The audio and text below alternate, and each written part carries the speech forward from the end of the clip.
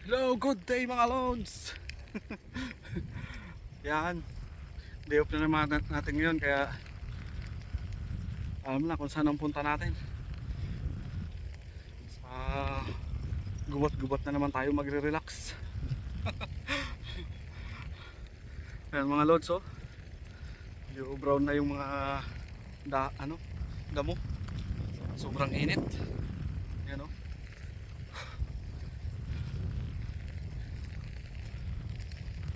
Sobrang init, natutuyo na siya. Ayan. Kaya tayo ngayon, sobrang init. Doon naman tayo sa madilim.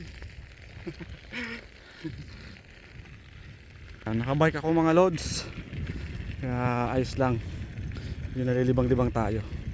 Medyo malayo-layo ang ating napupuntahan kasi gawa nitong ating bike, diba? Ayan. Ayan mga lods, sige po muna, hanap muna ako ng location na pwedeng paglagyan ng aking hammock o ng ating duyan. Ayan.